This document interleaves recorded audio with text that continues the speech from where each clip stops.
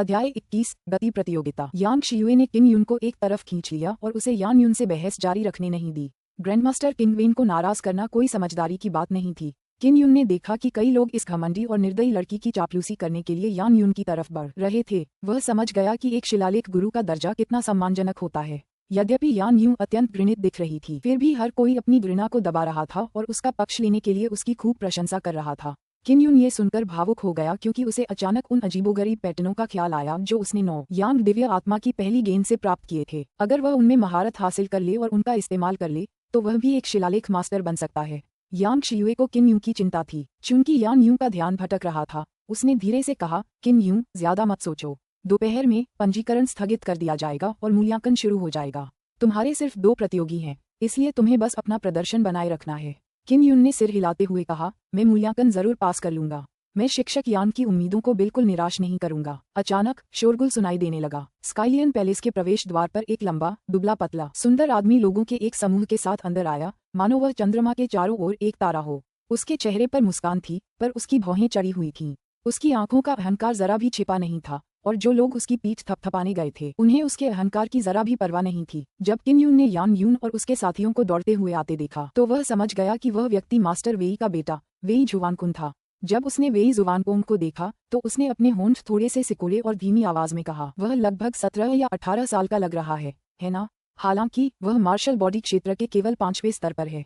16 वर्षीय जियाओ युरान की तुलना में अंतर बहुत बड़ा था। यांग शियुए ये भी बता सकता था कि वह जियो युलान को अपने लक्ष्य के रूप में उपयोग करना चाहता था और ये लक्ष्य बहुत ऊंचा था। यान यू ने मानो वेई जुवानकुन से कुछ कहा हो। जब उसने देखा तो उसकी घमंडी आंखें द्वेष और तिरस्कार से भरी थीं, मानो वह किन यू को चेतावनी दे रहा हो। दोपहर के समय स्काईलान हॉल की घंटी बजी। डीन झांग ने पंजीकरण समाप्ति की घोषणा की। मार्शल बॉडी क्षेत्र परीक्षा का 4था स्तर शुरू होने वाला था। केवल परीक्षा उत्तीर्ण करने पर ही कोई मार्शल आर्ट के अगले दौर में आगे बढ़ सकेगा।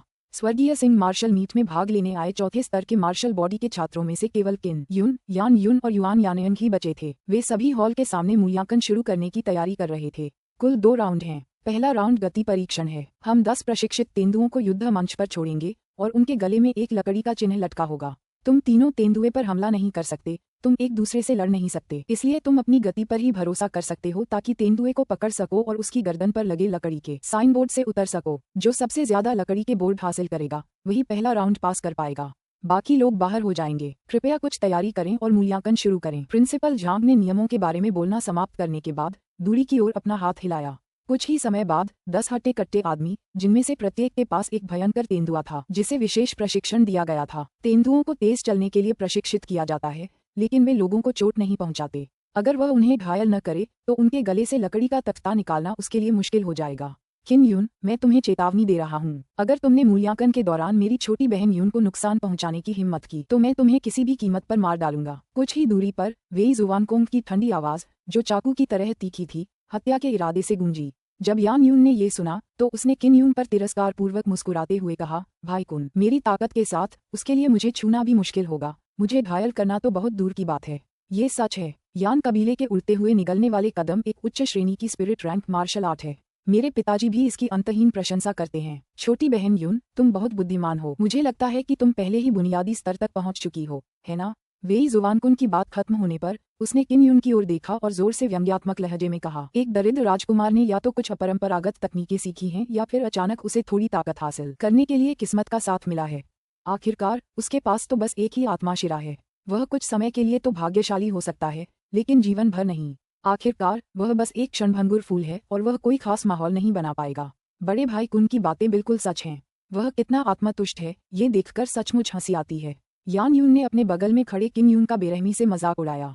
उसे कुछ हद तक अंदाजा था कि वह पलटकर जवाब देगा। ऐसा करने पर वेई जुवानकुन क्रोधित होकर उसे मार डालेगा। सभी को भी लगा कि यान युन की बात सही थी। एक आध्यात्मिक नस अभी भी एक गंभीर चोट थी। किन युन तो बस एक पल के लिए ही सुर्खियों का आनंद ले सकता था। भविष्य में वह निश्चित रूप से आध्यात्मिक नसों वाले कई लोगों से कहीं आगे निकल जाएगा। खोई हुई गर्व से चमक रही थी, मानो उसका पलड़ा भारी हो, जबकि यांग शियू भावशून्य रही और उसने एक शब्द भी नहीं कहा। किन युन चुप रहा। जब तक वह प्रथम स्थान प्राप्त करती रहेगी वह अपनी ताकत से खुद को साबित कर सकता है। अब आप मंच पर जा सकते हैं।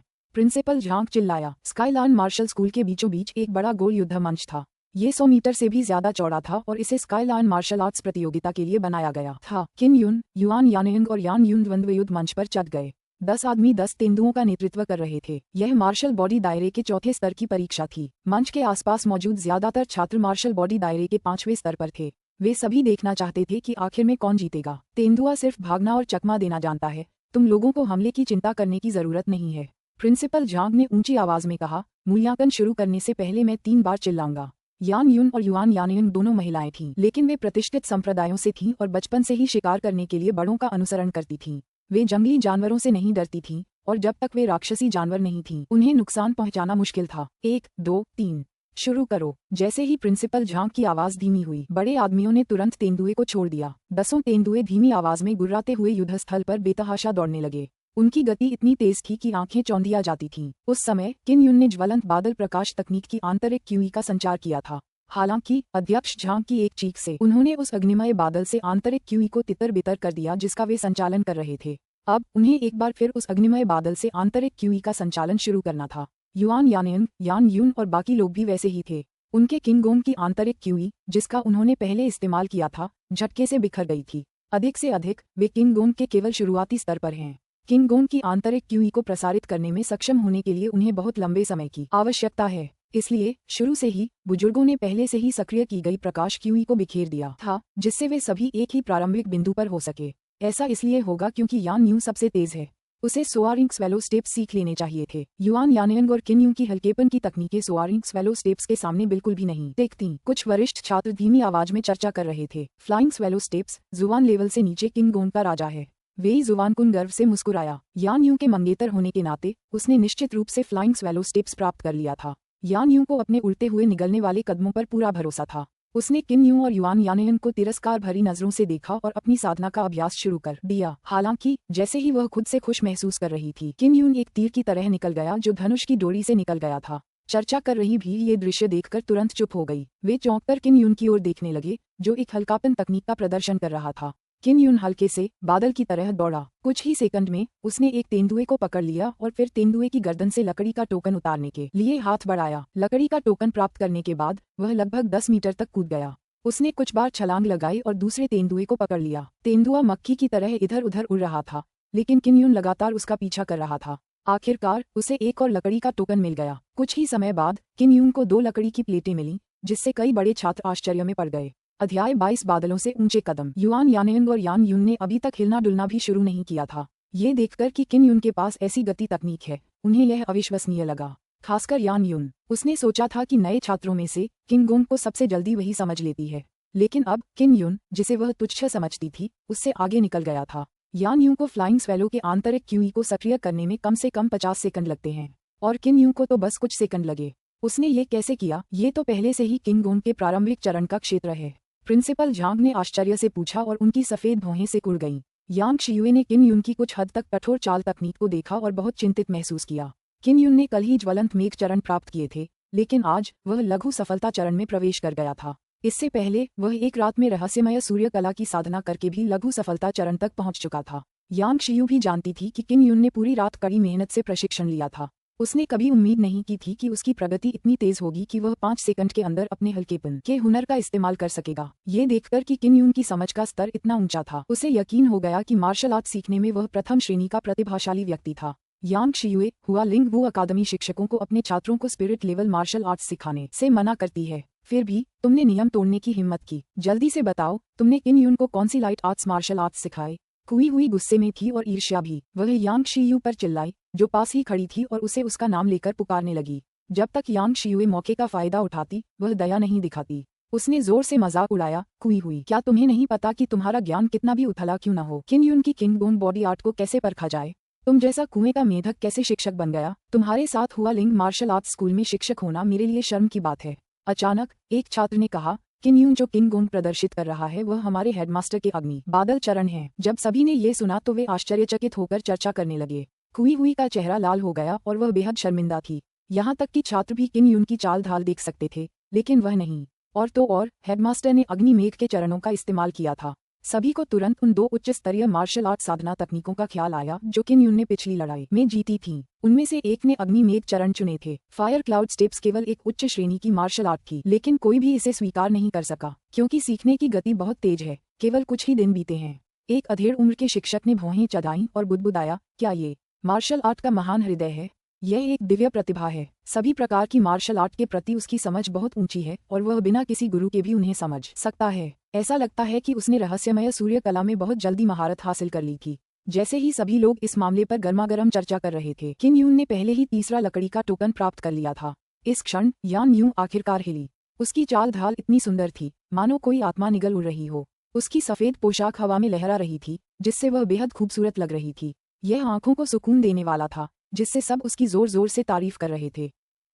हालांकि युआन यानयंग, जो उसी मंच पर थी, भी बेहद खूबसूरत थी, फिर भी वह पहले ही मात खा चुकी थी। वह अभी भी अपनी क्विंगों की आंतरिक क्यूई को प्रवाहित कर रही थी।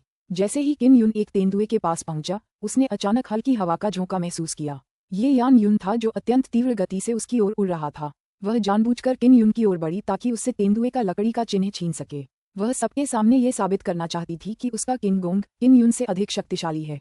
एक अधेड़ उम्र के शिक्षक ने भाषण दिया। लगता है कि किन यून सिर्फ अपने किंगोंग और आंतरिक क्यूई का ही इस्तेमाल कर सकता है। उसे अपने पैरों के काम की समझ नहीं है। उसका पैर का काम बहुत ही भद्दा है, मानो वह बेतरतीब ढंग से दौड़ रहा हो, और उसका पैर का काम एक बाहरी कौशल जैसा है जो बेहद जरूरी है। छोटा यून पैरों का इस्तेमाल करने में सक्षम है। इस तुलना से ये स्पष्ट है कि कौन ज्यादा मजबूत है। वेई जुवानकुन, जो कुछ देर पहले तक थोड़ा चिंतित थे, ने व्यंग्यात्मक लहजे में कहा। इससे पता चलता है कि किन यून की नींव कितनी कमजोर है। अगर वह इसके बिना जल्दी से कोई सफलता हासिल कर लेता है तो उसकी साधना बेकाबू हो सकती है। मार्शल स्टेज पर यान यून ने किन यून को पीछे छोड़ दिया था। सभी ने यान यून के क्विंगों की सराहना की। चूंकि यान यून अपने पैरों से काम करने में सक्षम थी, वह किन यून से सचमुच तेज थी। उसने तेंदुए की गर्दन पर से लकड़ी का टोकन हटाने के लिए अपना हाथ पहले ही बढ़ा दिया था। किन यून ने यान यून को चुपचाप दांत पीसते हुए देखा। उसके दिल में गुस्सा भर आया। यान यून ने आसपास के तेंदुओं को अपना पीछा न करने दिया, बल्कि जानबूझकर उसकी ओर दौड़ा। जाहिर है वह उन्हें उकसा रहा था। अब वह साफ तौर पर महसूस कर सकता था कि चूंकि अग्नि बादल के पास कोई पैर कार्य तकनीक नहीं थी, इसलिए उसकी शक्ति बहुत सीमित थी। उसे विस्फोट करने के लिए पैर कार्य की जरूरत थी। अपनी चिंता में किम यून को समझ नहीं आ रहा था कि क्या हुआ था। अचानक उसके दिमाग में कई तरह की हरकतें उभर आईं। ये अग्नि मेघ के कदमों की गति थी। बादल ऊंचे कदम, मानो उसे अचानक ही यह पदचाप समझ आ गया हो, और उसके पैरों के बीच की हवा घनी हो गई। पदचापों की रौंद के बीच युद्ध का मंच पेंग पेंग की आवाजों से हिलने लगा। उसे खुद भी लगा कि यह अकल्पनीय है। उसी क्षण एक गहरी पदचाप स्पष्ट हो गई। जैसे ही यान यूं लकड़ी की तख्ती को छूने ही वाली थी, उसे अचानक पीछे से एक झुलसती हुई क्यूई की लहर दौड़ती हुई महसूस हुई। उसने अपना सिर घुमाया और देखा कि किन यूं रौबदार अंदाज में उसकी ओर आ रहा है। पलक झपकते ही वह उसके ठीक सामने था। जैसे ही वह दंग रह गई, उसने देखा कि किन यूं ने वह लकड़ी का टोकन छीन लिया जिसे वह प्राप्त करने वाली थी। लकड़ी का टोकन प्राप्त करने के बाद किन यूं तुरंत दूसरे तेंदुए की ओर भागा। हैरान यान यून ने किन यून को हैरानी से देखा। वह घबरा गई और गुस्से से भर गई। एक पल के लिए उसे समझ नहीं आया कि क्या करे। वेई जुवानकुन के चेहरे की मुस्कान, जो पहले खुशी से भरी हुई थी, तुरंत गायब हो गई। उसका चेहरा इतना भद्दा था मानो उसने कोई मक्खी निगल ली हो। युद्ध मंच के चारों ओर से जयघोष की लहर गूंज उठी। किन यून, जिसने अभी अभी ज्वलंत बादल के चरण प्राप्त किए थे, अग्नि बादल की आंतरिक क्यूई को तेजी से प्रसारित करने में सक्षम था। इसके अलावा वह पैरों की गति को भी नियंत्रित करने में सक्षम था। ये प्रारंभिक चरण के चरम के बराबर था। यदि उन्होंने इसे अपनी आंखों से न देखा होता तो कोई भी इसे सच नहीं मानता। दुनिया का सबसे खुश इंसान यांग शियू था। उसने कुई हुई की तरफ देखा, जिसका चेहरा बेहद पीला पड़ गया था। साथ ही उसे बेहद खुशी हुई और उसके दिल में एक तीव्र इच्छा जाग उठी। इसका उद्देश्य किन यून को स्वर्गीय शेर मार्शल मीट में प्रथम स्थान के लिए प्रतिस्पर्धा करने देना था। छोटे यून, जल्दी से यान यंग के साथ हाथ मिलाओ। कुई हुई, जो लड़ाई के मंच के नीचे खड़ी थी, अचानक चिल्लाई, यान यंग, तुम्हें छोटे यून के साथ सहयोग करना होगा। कुई हुई की आंखें चिंता से लाल हो गईं। अगर वह हार गई तो उसे 40,000 क्रिस्टल सिक्के गंवाने पड़ेंगे और यह बहुत दर्दनाक होगा। बेवकूफ, तुम बहुत धीमे हो। यान यूं को होश आया और उसने गुस्से में युआन यान यंग को डांटा। जल्दी से उन बड़े तेंदुओं को मेरी तरफ भगाओ। तुम अभी भी वहाँ क्यों खड़े हो, बेकार चीज। युआन यानयंग, जिसे बेवकूफ कहा गया था, मन ही मन बहुत नाराज हुई।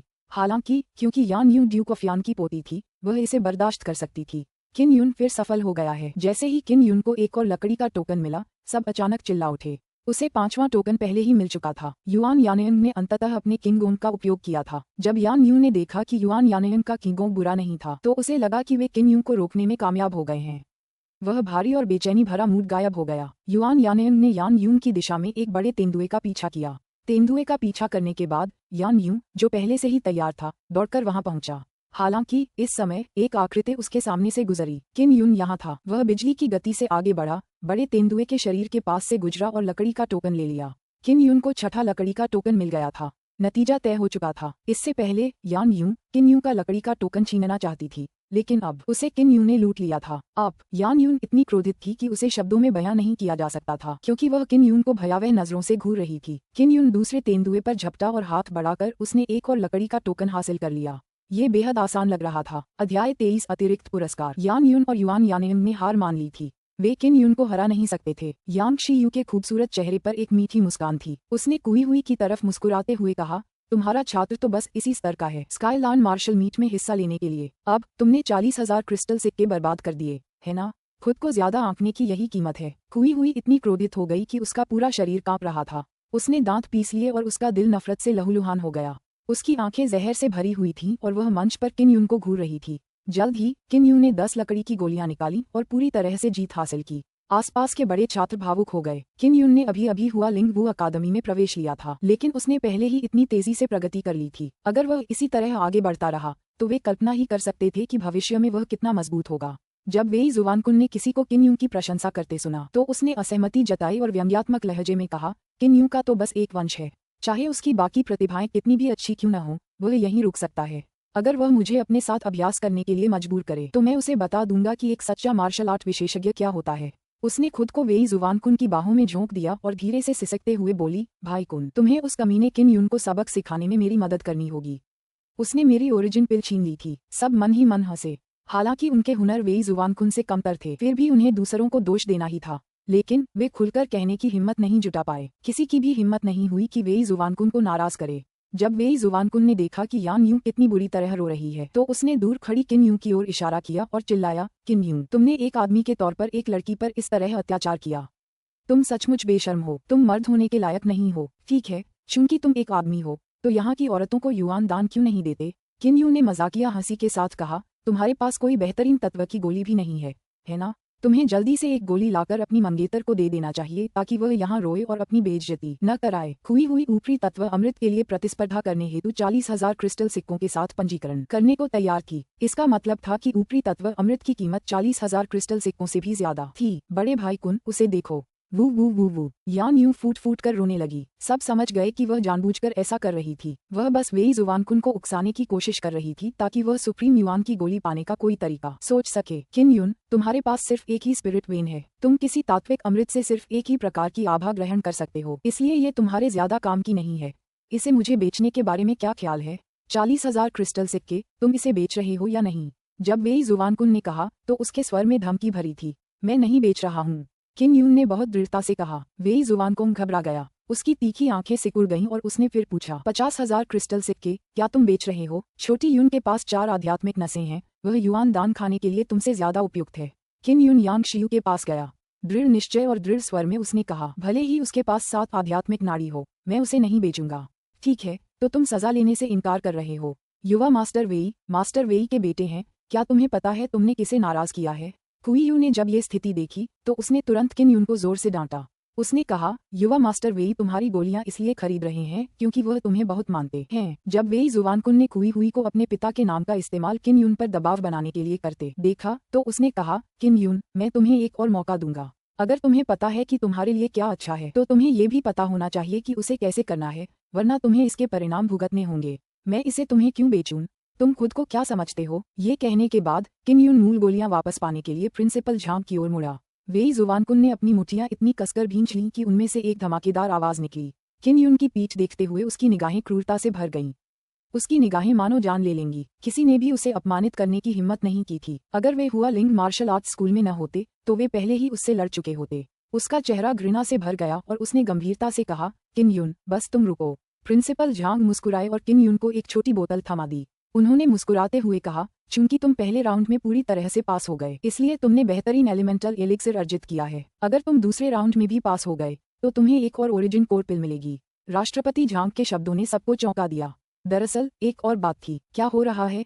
यान यू और युआन यानयंग दोनों ही दूसरे दौर में प्रवेश करने में असमर्थ थे क्योंकि उन्हें कोई लकड़ी की प्लेट नहीं मिली थी। प्रिंसिपल झांग ने मुस्कुराते हुए कहा, चूंकि वह पहले राउंड में पूरी तरह से पास हो गया था इसलिए हमें इस तरह के उत्कृष्ट छात्र को पुरस्कृत करने की आवश्यकता है ताकि वे कड़ी मेहनत करना जारी रख सकें। कुई हुई को गुस्से में लगभग खून की उल्टी आ गई। यदि यान यू और युआन यानयंग ने पहले ही हार नहीं मानी होती तो किन यू परीक्षा में पूरी तरह से उत्तीर्ण नहीं हो पाते जब तक कि उन्हें एक लकड़ी का टोकन प्राप्त न हो जाए। इस साल के नए छात्रों में कई प्रतिभाशाली बच्चे हैं। हमने मार्शल बॉडी रियल्म के चौथे स्तर के नए छात्रों को स्वर्गीय सिंह मार्शल मीट के लिए एक नई योजना देने की योजना बनाई थी, लेकिन आप में से कोई नहीं आया, इसलिए हम शुरू नहीं कर पाए। प्रिंसिपल झांग हंसे। आप सभी को याद रखना चाहिए कि भविष्य में कोई भी महत्वपूर्ण मीटिंग मिस न करें। कुछ गहरी सांसें लेने के बाद कुई हुई को काफी बेहतर महसूस हुआ। किन यून, अगली परीक्षा शक्ति की है। अपनी आंतरिक क्यूई की शक्ति का परीक्षण करो। 2 विकल्प हैं। एक सामान्य परीक्षा है, अपनी क्षमता से तुम इसे आसानी से पास कर सकते हो। दूसरी परीक्षा बहुत कठिन है, हालांकि अगर तुम इसे पास कर लेते हो तो तुम एक और युआन दान प्राप्त कर सकोगे।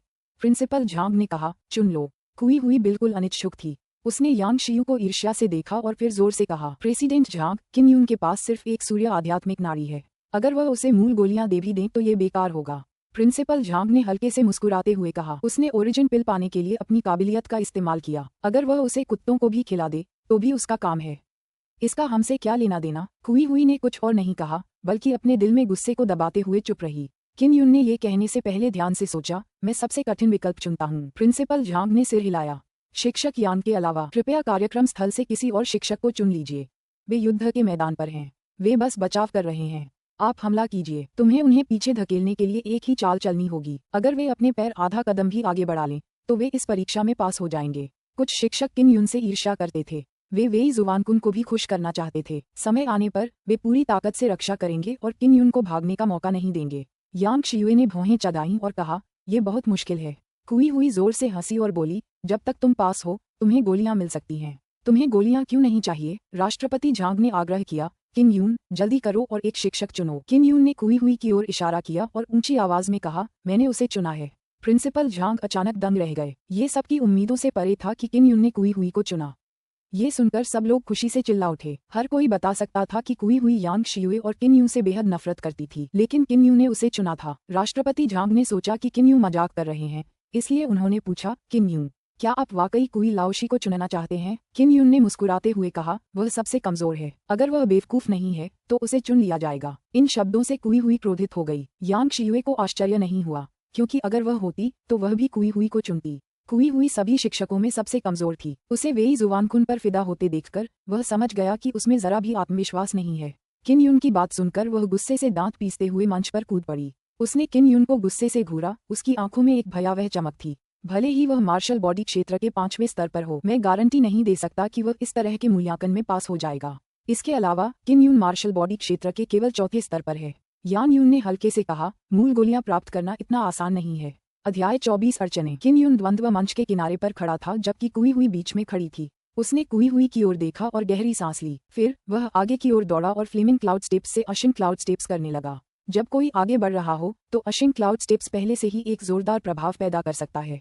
अगर इसे हमले के लिए अन्य युद्ध कौशलों के साथ जोड़ दिया जाए तो इसकी शक्ति और भी ज्यादा हो जाएगी। किन यून, जो बादलों पर चढ़ने वाली सीढ़ियों का इस्तेमाल कर रहा था, दौड़कर आया। उसका पूरा शरीर ऊर्जा से भरा हुआ था, मानो कोई अजगर या बाघ हो।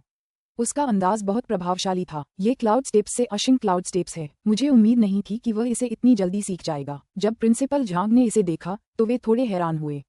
सिर्फ वही इसे देख सकते थे। किन यून के पैर अचानक हवा की लहर के साथ बाहर निकल आए और एक अजगर की दहाड़ जैसी गूंज उठी। कुई हुई ने जब ये देखा तो वह खिल्ली उड़ाई। जैसे ही वह उसका मजाक उड़ाना चाहती थी, किन यून की गति अचानक बढ़ गई। पलक झपकते ही वह उसके ठीक सामने था। वाह! किन यून ने जोरदार मुक्का मारा और उसकी हवा सीटी बजाने लगी। उसकी ताकत इतनी भयंकर थी कि कुई हुई के पेट पर लगी। हालांकि कुई हुई को अपना बचाव करने का सौभाग्य नहीं मिला। उसने सोचा था कि जब किन यून हमला करेगा तो वह तुरंत अपनी किस्मत का इस्तेमाल करके प्रतिरोध करेगी, क्योंकि इससे एक खास मात्रा में प्रतिकर्षण बल पैदा होगा। अगर उसने इसका सही इस्तेमाल किया तो वह किसी को भी उड़ा सकती है। हालांकि उसने कभी उम्मीद नहीं की थी कि किन यून अचानक इतना तेज हो जाएगा। जब वह अभी भी स्तब्ध था, कुई हुई ने महसूस किया कि एक गर्म हवा का प्रवाह उसके पेट से टकराया। आह! कुई हुई ने आक्रोश से चीख मारी और युद्ध मंच से अजीब तरह से उड़कर जमीन पर भारी रूप से गिर पड़ी। एक क्षण के लिए दर्शक चुप हो गए, फिर वे जोर जोर से शोर मचाने लगे। कुई हुई को उड़ा दिया गया। ये सचमुच अप्रत्याशित था। धन्यवाद कुई लाओशी। किन यून की चिढ़ाने वाली आवाज ने सन्नाटा तोड़ा और सभी को होश में लाया। अदला बदली। हर कोई बता सकता था कि कुई हुई किन यून से बेहद नफरत करती थी। वह उसे कैसे छोड़ सकती थी? कुई हुई गुस्से से अवाक रह गई। उसके नाखूनों ने कठोर पत्थर के फर्श को खरोंच दिया, जिससे कई खरोंचें पड़ गईं। किन यून ने परीक्षा पास कर ली है। वह 5 दिनों में मंच पर प्रतिस्पर्धा करने के योग्य हो जाएगा। राष्ट्रपति झांग ने किन यून की ओर देखा। उनकी आंखों में एक अजीब सी चमक थी जो प्रशंसा से भरी थी। किन यून को एक और सुप्रीम ओरिजिन पिल मिली और उसने एक शानदार मुस्कान प्रकट की। भले ही उसे 10 गोलियां मिल जाएं, ये बेकार है क्योंकि उसके पास केवल एक मेरिडियन है और वह औषधीय शक्ति का केवल 10% ही अवशोषित कर सकता है। वेई जुवानकोंग ने तिरस्कार से कहा, लेकिन उसकी आंखें ईर्ष्या से भरी थीं। बड़े भाई कुन, आप उनसे कहीं अधिक प्रतिभाशाली हैं और आप रहस्यमय प्रिंटों के भविष्य के महान मास्टर भी हैं। यान यून ने फुसफुसाते हुए कहा, आपको इस घमंडी साथी को सबक सिखाना होगा। मैं उसे अवश्य सबक सिखाऊंगा। वेई जुवानकोंग ने ठंडे स्वर में कहा। उसकी आंखें भयावह रोशनी से भर गईं। यांग शियुए ने किन यून के साथ बातचीत की और हंसी मजाक किया। जब वह स्वर्गीय शेरों के हॉल से निकलकर झील के किनारे शांत बांस के जंगल में लौट आए। पहले 2 बेहतरीन युआन दान खाओ और फिर फ्लेम लाइट फिस्ट सीखो। तुम्हारी समझने की क्षमता वाकई बहुत अच्छी है और तुम इसे 5 दिनों में जरूर समझ लोगे। मुझे लगता है कि बहुत मुमकिन है कि तुम स्वर्गीय सिंह युद्ध प्रतियोगिता के विजेता बनो। यांग शियू को किन यून पर पूरा भरोसा था। हालांकि 5वें चरण के मार्शल कलाकार की आंतरिक क्यूई आपकी क्यूई से ज्यादा मजबूत होती है, फिर भी आपके पास बैंगनी सोने जैसी अग्नि मार्शल स्पिरिट है जो इस अंतर को पूरा कर सकती है। 2 और ओरिजिनल कोर खा लो और इसके अलावा मार्शल कौशल में आपकी महारत के साथ आपकी ताकत थोड़ी बढ़ जाएगी। यांग शियुए बेहद उत्साहित था। अगर किन यून स्वर्गीय सिंह मार्शल मीट में प्रथम स्थान जीत लेता है तो वह निश्चित रूप से हुआ लिंग वू अकादमी के इतिहास का सबसे शक्तिशाली फ्रेशमैन होगा। यदि किन यून प्रथम स्थान प्राप्त कर सके और स्वर्गीय शेर झील में प्रवेश कर सके तो उसकी ताकत एक और स्तर तक बढ़ जाएगी। जब उसने ये सोचा तो उसका हृदय उत्सुकता से भर गया। किन यून यांग शियू को देखकर बहुत खुश हुआ। उसने प्रसन्नतापूर्वक कहा, गुरुजी, क्या आप मुझे रहस्यमय प्रतिमानों पर कुछ पुस्तकें ढूंढने में मदद कर सकते हैं? मैं शिलालेखकारों और शिलालेखों के बारे में गहरी समझ हासिल करना चाहता हूँ। यांग शियू ने अचानक एक लंबी आह भरी और कहा, तुम्हारी समझने की क्षमता बहुत ऊंची है। अगर कोई तुम्हें राह दिखाने वाला होता तो तुम एक शिलालेख गुरु बन सकते थे। कितने अफसोस की बात है, शिलालेख गुरु ज्यादा नहीं होते और सबसे अच्छे शिलालेख भी अनमोल खजाने माने जाते हैं, इसलिए उन्हें आसानी से बाहर नहीं फैलाया जा सकेगा। फिलहाल मेरे पास तुम्हारे लिए शिलालेख सीखने का कोई तरीका नहीं है। किन यून शांति से मुस्कुराया। कोई बात नहीं, मैं अभी जवान हूँ, इसलिए भविष्य में मुझे मौका मिल सकता है। यांग शियू ने सिर हिलाया और कहा, हाँ, इस तरह की चीजों के लिए थोड़ी किस्मत की जरूरत होती है। मैं अब शिलालेखों वाली किताब ढूंढता हूँ ताकि आप इसके बारे में और जान सकें। अपनी बात समाप्त करने के बाद वह रहस्यमय प्रिंटों पर कुछ पुस्तकें उधार लेने चली गईं। जहां तक किन यून का प्रश्न है, वह अपने कमरे में गया और साधना शुरू करने से पहले उसने एक तात्विक अमृत का सेवन किया। साधना करते हुए वह सोच रहा था कि अचानक उसे भागते हुए बादलों के कदमों की समझ कैसे आ गई। अब भी उसे समझ नहीं आ रहा था कि क्या हुआ था। क्या ये हो सकता है कि 9 सूर्यों की आध्यात्मिक ऊर्जा से विकसित आध्यात्मिक शक्ति में उच्चतर बोध क्षमता हो? किन यून को लगा कि यही स्पष्टीकरण एकमात्र संभव स्पष्टीकरण था। जब वह मार्शल आर्ट की तकनीकें सीख रहा था तो जब तक कोई उसे मार्गदर्शन देता वह उसे आत्मसात कर लेता और फिर उसे स्वयं समझ लेता। फिर गहन कठिनाइयां धीरे धीरे स्पष्ट और पारदर्शी होने लगती। कभी कभी किसी को अचानक अंतर्दृष्टि की एक झलक मिलती है और वह तुरंत समझ जाता है। इस समय सबसे महत्वपूर्ण बात युआन दान को परिष्कृत करना है। किन यून तत्व अमृत के प्रभावों की प्रतीक्षा कर रहा था। रहस्यमय सूर्य कला को प्रारंभिक अवस्था तक विकसित करने के बाद गोली की औषधीय शक्ति अत्यंत तीव्र हो गई।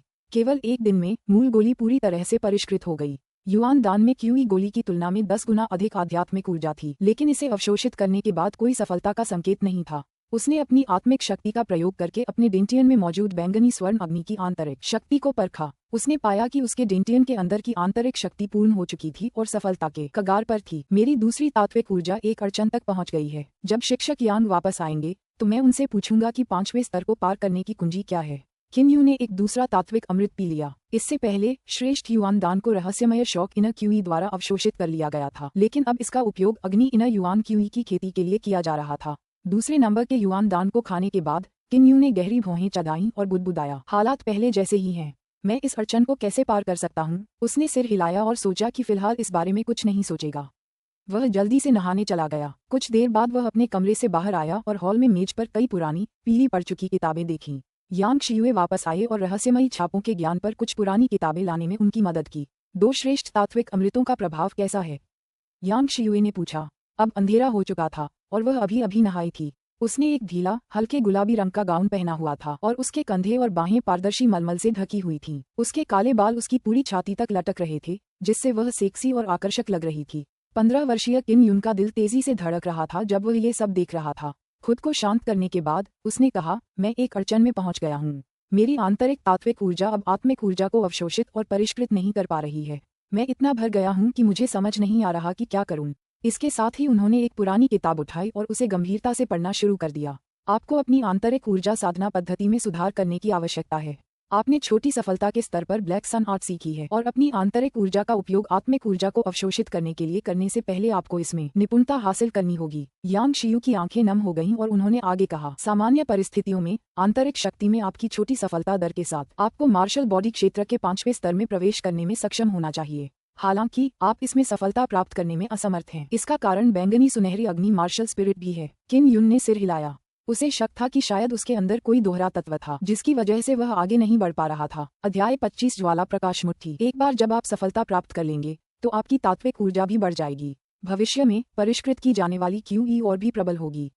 सफलता प्राप्त करने का यही लाभ है, यांग शियुए ने कहा। साधना तकनीक की सीमा के अलावा दूसरी बात यह है कि इसके लिए शरीर के भीतर तात्विक ऊर्जा को रूपांतरित करने का अवसर आवश्यक है।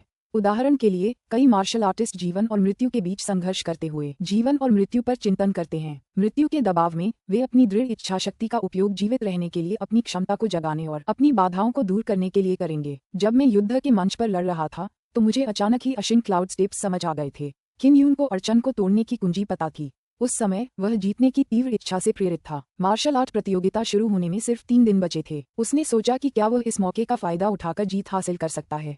तुम किताब ठीक से पढ़ो, मैं कल तुम्हें ब्लेजिंग लाइट फिस्ट सीखने में मदद करूंगी। यांग शियू ने बड़े ही प्यार से उसके बालों पर हाथ फेरा, फिर आराम करने के लिए अपने कमरे में लौट गई। किन युन ने किताब खत्म की और उसे पढ़ने के लिए अपने कमरे में वापस चला गया। उसने उसे बहुत जल्दी पढ़ लिया और सब कुछ याद कर लिया। आधी रात को उसने कुछ किताबें पढ़ीं और उसे रहस्यमयी पैटर्न की थोड़ी बहुत समझ आ गई। वह जानता था कि रहस्यमयी पैटर्न का इस्तेमाल कैसे करना है, लेकिन अभी भी उसके पास इतनी ताकत नहीं थी कि वह ऐसा कर सके।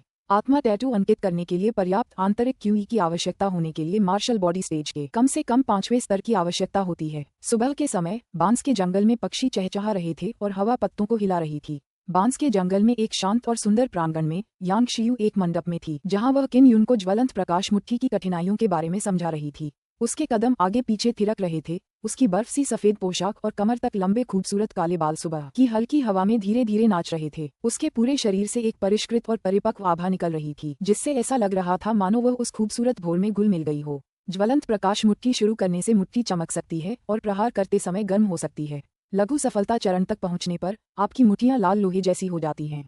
वे तुरंत चकाचौंध कर देने वाली रोशनी के साथ फूट सकती हैं और आंतरिक QE को बहुत तेजी से भस्म कर सकती हैं। यांग शियू के बोलने के बाद वह मंडप में एक पत्थर की बेंच पर शान से बैठ गई। उसने किन युन द्वारा डाली गई चाय का प्याला उठाया और अपने लाल होंठों से उसकी चुस्की ली।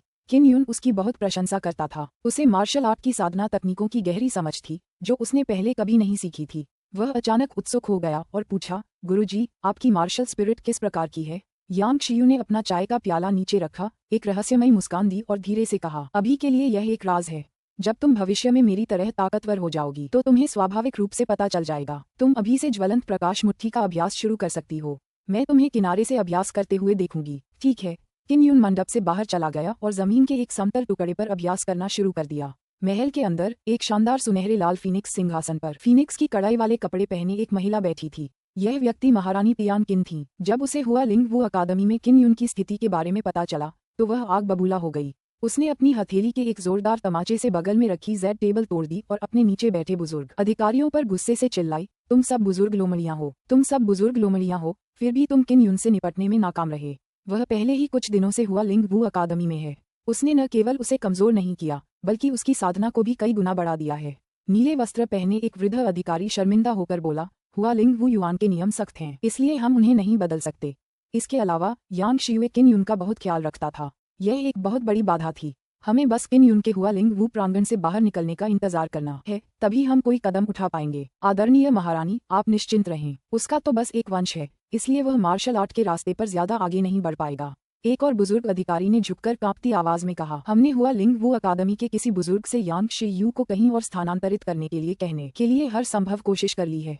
जब तक किन यू यांग शियू के साथ नहीं है तब तक हमारे लिए ये कदम उठाना ज्यादा सुविधाजनक रहेगा। महारानी ने दांत पीस लिए और उनकी जहरीली आंखें चमक उठीं। उन्होंने कहा, ठीक है, सब तुम्हारे हाथ में है, मैं किन युन की दुखद मृत्यु जरूर देखूंगी। एक वृद्ध अधिकारी ने धीमी आवाज में पूछा, महारानी, सम्राट इस समय कैसे हैं? उसके QE विचलन के कारण उसे गंभीर आंतरिक चोटें आईं, इसलिए उसे अपंग माना जाता है। महारानी ने व्यंग्यात्मक लहजे में कहा, जब तक युवराज और शियाओ युएलन के बीच युद्ध सफल होता है, स्वर्गीय दहाड़ साम्राज्य की मदद से हमारा विरोध करने वालों का पूरी तरह से सफाया हो जाएगा। पिछले कुछ दिनों से किन युन दिन रात ज्वलंत मुट्ठी का अभ्यास कर रहा था। उसकी मेहनत रंग लाई। वह ज्वलंत प्रकाश मुट्ठी को छोटी सफलता के स्तर तक सीख सकता था और अपनी मुट्ठी को लाल गर्म लोहे में बदल सकता था। साथ ही वह अपनी मुट्ठी को प्रकाश की चमक से फूटने के लिए भी नियंत्रित कर सकता था। यांग शियू अपने कमरे से बाहर आए और उसने किन यून को मुक्कों का अभ्यास करते देखा। उसने संतुष्टि से सिर हिलाया और मुस्कुराते हुए कहा, तुम्हें मार्शल आर्ट की तकनीकों की वाकई बहुत अच्छी समझ है। ऐसा लगता है कि तुम में मार्शल आर्ट का असली दिल है।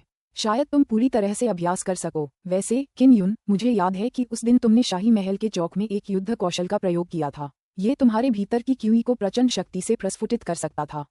वह कौन सा युद्ध कौशल है? इसे क्यूई विस्फोट तकनीक कहते हैं। मुझे आश्चर्य है कि क्या शिक्षक ने इसके बारे में सुना है। यह मुझे महागुरु ने दी थी। मुझे आश्चर्य है कि यह कौन सी श्रेणी है। जैसे ही किन यून बोला, उसने जमीन पर मुक्का मारा और भीतरी क्यूई का एक प्रचंड विस्फोट फूट पड़ा। बूम! जमीन पर एक गड्ढा दिखाई दिया जिससे एक झुलसाने वाली आभा निकल रही थी, मानो कोई उल्कापिंड गिर गया हो। इतना शक्तिशाली! यह कोई साधारण मार्शल कौशल नहीं है। मैंने भी इसके बारे में नहीं सुना है। यांग शियुए चौंक गई और उसका चेहरा अचानक गंभीर हो गया। मैं जाकर देखती हूँ कि यह कौन सा मार्शल कौशल है। उसे चिंता हुई कि यह कोई राक्षसी कला है। अगर यह सचमुच है तो बड़ी मुसीबत आ जाएगी। इसलिए वह जल्दी से अपने घर से मार्शल आर्ट की किताबें पढ़ने निकल पड़ी। किन यून को उम्मीद थी कि यांग शियुए ये जान पाएगा कि क्यूई एक्सप्लोजन तकनीक कौन सी मार्शल आर्ट है। उसे कम से कम ये तो जानना ही था कि यह किस स्तर की है। वह पहले ही ज्वलंत प्रकाश मुट्ठी को पकड़ चुका था और अस्थायी रूप से उसका अभ्यास बंद कर सकता था। इसलिए वह अपने कमरे में लौटा और एक अजीब सा बांस का स्क्रॉल निकाला और उस पर लिखी आत्मा की रेखाओं के अनुसार सफेद कागज पर रेखाएं खींची। जब मैं मार्शल बॉडी स्टेज के 5वें स्तर पर कदम रखूंगा तो मैं खुद को अजीबोगरीब शिलालेख सिखाना शुरू कर दूंगा। वह कोशिश करना चाहता था, लेकिन वह अभी इतना मजबूत नहीं था। शाम को यांग शियुए भोजन लेकर वापस आया। किन यून ने देखा कि उसके खूबसूरत चेहरे पर एक सुकून और खुशी की झलक थी। वह जानता था कि क्यूई विस्फोट तकनीक कोई राक्षसी कला नहीं थी। क्यू विस्फोट तकनीक वास्तव में एक निम्न स्तरीय ब्लैक लेवल मार्शल आर्ट है और यह काफी मजबूत भी है। यांग शियू ने मेज पर बर्तन फैलाए और संदेह से कहा, आमतौर पर रहस्यमय साधना तकनीकें शायद ही कभी फैलाई जाती हैं। आपके महागुरु वास्तव में रहस्यमय हैं। किन यून ने आह भरते हुए कहा, मुझे आश्चर्य है कि अब वह कैसी होगी। चिंता मत करो, वह ठीक हो जाएगी। यांग शियू ने उसे दिलासा दिया। फिर उसका चेहरा कठोर हो गया और उसने आग्रह किया, आज रात तुम्हें अच्छी तरह आराम करना चाहिए। कल तुम्हें स्वर्गीय सिंह मार्शल मीट में अपनी पूरी सेहत के साथ जाना चाहिए। देर रात किन यून ने कोई मार्शल आर्ट का अभ्यास नहीं किया। इसके बजाय वह अपनी आंतरिक शक्ति साधना पद्धति का अभ्यास कर रहा था। जब तक मैं काले सूर्य कला में निपुणता हासिल कर लूंगा, मैं 5वें चरण तक पहुंच पाऊंगा। पिछले कुछ दिनों से वह रहस्यमय यांग युक्ति की साधना में समय लगा रहा था। हालांकि वह अभी तक निपुणता हासिल नहीं कर पाया था, फिर भी उसे लग रहा था कि वह बहुत करीब है। अनजाने में ही वह रहस्यमय यांग रणनीति की मानसिक साधना पद्धति में डूब गया था और एक बिल्कुल अलग अवस्था में पहुंच गया था, मानो उसका मन बाहरी दुनिया से अलग थलग पड़ गया हो। सुबह का समय था। 9 सूर्य सुबह के आकाश में उगाए थे। प्रकाश की किरणें किन यून के शरीर पर पड़ी, जिससे उसकी नींद खुल गई। जैसे ही उसकी नींद खुली, उसने स्वाभाविक रूप से जुबान यांग रणनीति अपनाई। उसे अचानक लगा कि उसके शरीर में 9 यांग ऊर्जा का प्रवाह हो रहा है। उसने जल्दी से अपने डेंटियन की जांच की और पाया कि उसकी आंतरिक ऊर्जा धीरे धीरे घूम रही थी। मेरी मौलिक ऊर्जा के घूमने से मैंने ब्लैक यांग रणनीति में महारत हासिल कर ली है। किन यून खुशी से बिस्तर से नीचे कूद पड़ा और खुद को साफ करने के लिए ग्रे टाइट्स का एक साफ सेट पहन लिया। वह अपने कमरे से बाहर निकला, लेकिन उसे यांग शियू नहीं दिखा, बल्कि उसने देखा कि मेज नाश्ते से भरी हुई थी। नाश्ता खत्म करने के बाद वह स्काईलाइन हॉल की ओर दौड़ा। अध्याय 26 दिव्य सिंह युद्ध सभा। स्काईलाइन हॉल में पहले से ही 1000 छात्र एकत्र हो चुके थे। इस बार नए छात्र भी आए। जब उन्होंने किन यून को देखा तो वे ईर्ष्या से भर गए। एक तरफ वे ये देखने आए थे कि 5वीं कक्षा का छात्र कैसे लड़ेगा, दूसरी तरफ वे ये भी देखना चाहते थे कि किन यून कितनी बुरी तरह हारेगा। विशाल हॉल में 9 बड़े युद्ध मंच थे। वे कम से कम 10 मीटर चौड़े थे और बीच में सबसे बड़ा मंच 100 मीटर से भी ज्यादा चौड़ा था। समय पूरा होने के बाद किन यून बैठक की ओर बढ़ने लगा। स्वर्गीय सिंह मार्शल मीट में कुल 64 लोग भाग ले रहे थे, जिन्हें 8 समूहों में विभाजित किया गया था। अंतिम मुकाबला हॉल के मध्य में बने भव्य प्रतियोगिता मंच पर होगा। वेई जुवानकुन किन यून से ज्यादा दूर नहीं था। उसने किन यून की तरफ देखा तक नहीं, वह गर्व से खड़ा था, मानो उसे किन यून की नाकामी पर पूरा भरोसा हो। उसने उसे अपनी नजरों में जरा भी नहीं रखा। सभी के आ जाने के बाद प्रिंसिपल झांग ने नियमों की व्याख्या करना शुरू किया और फिर उन्हें समूहों में व्यवस्थित किया। किन यून को 8वें समूह में विभाजित किया गया था और वेई जुवानकुन पहले समूह में था। प्रत्येक समूह से बहुत से लोग होंगे तथा प्रथम स्थान निर्धारित करने के लिए एलिमिनेशन राउंड में भाग लेने के लिए 4 समूहों को चुना जाएगा। पहले प्रत्येक समूह में, फिर अन्य समूहों के साथ प्रतिस्पर्धा। जब तक वेई जुवानकुन मेरी टीम के साथ नहीं है, मुझे काफी आराम मिलेगा। किन यून ने भीड़ की तरफ देखा, लेकिन उसे यांग शियू नजर नहीं आए। उसे समझ नहीं आ रहा था कि वह कहाँ गई है, जिससे वह थोड़ा चिंतित हो गया। उसने वास्तव में कुई हुई को यान यून की तरह नाजुक चेहरे के साथ चलते हुए देखा। स्टेज 8 किन यून, फोंग रुगांग, तैयार हो जाओ। एक बड़ा आदमी चिल्लाया। किन यून ऐसा करने वाले पहले व्यक्ति थे। इसने कई लोगों का ध्यान आकर्षित किया। कोई भी उसके बारे में आशावादी नहीं था। वह अभी चौथे स्तर के शुरुआती पड़ाव पर ही था, लेकिन उसका प्रतिद्वंद्वी पहले ही 5वें स्तर पर पहुंच चुका था। आंतरिक क्यूई और युद्ध कौशल के मामले में वह निश्चित रूप से चौथे स्तर से बेहतर था। फेंग रुगांग एक लंबा चौड़ा और दुबला पतला युवक था, जो आलीशान नीले रेशमी कपड़े पहने हुए था। उसके चेहरे पर तिरस्कार भरा था और वह किन यून को अपनी नजरों में जरा भी जगह नहीं देता था। स्तर 8 मार्शल चरण शुरू। फेंग रुगांग हल्के कदम उठाते हुए आगे बढ़ा। उसकी जान उछलकर किन यून के सिर की ओर बढ़ी। इससे हवा का एक तेज झोंका आया जो जोर से सीटी बजा रहा था। यह एक निम्न श्रेणी की स्पिरिट रैंक मार्शल आर्ट है, स्टील विंड लेग। युद्ध मंच के नीचे किसी ने चौंक कर चिल्लाया, तेज और पागल, ये दुश्मन से निपटने की एक तकनीक है। किन यून की प्रतिक्रिया बेहद तेज थी और वह अचानक से दुष्ट हो गया। उसने मुक्का मारा और बाघ की दहाड़ के साथ आगे बढ़ा और आगे बढ़ते हुए फेंग रुगांग के पैर पर वार किया। वह स्पिरिट टाइगर फिस्ट का उपयोग कर रहा था। मुट्ठी और पैर टकराए और शॉकवेव फूट पड़ी। एक पैर पर खड़े फेंग रुगांग का संतुलन उस जोरदार प्रहार से बिगड़ गया। उसका पूरा शरीर जमीन पर गिर पड़ा। वास्तव में कोई ऐसा व्यक्ति है जो अपनी मुट्ठी का उपयोग लात से लड़ने के लिए कर रहा है, और वह जीत भी गया। स्टील विंड किक करते हुए उसकी जांघ आंतरिक क्यूई से भरी हुई है। ये स्टील जितनी कठोर है और आसानी से पेड़ों को नष्ट कर सकती है। सामान्य लोग इसका सामना करने की हिम्मत नहीं करेंगे, लेकिन किन यून हिम्मत करता है। मुझे आश्चर्य है कि क्या उसकी हड्डियां चकनाचूर हो गई हैं। फेंग रुगांग दर्द से चिल्लाया और अपने पैर को पकड़ लिया। लड़ाई जारी रखने में असमर्थ था।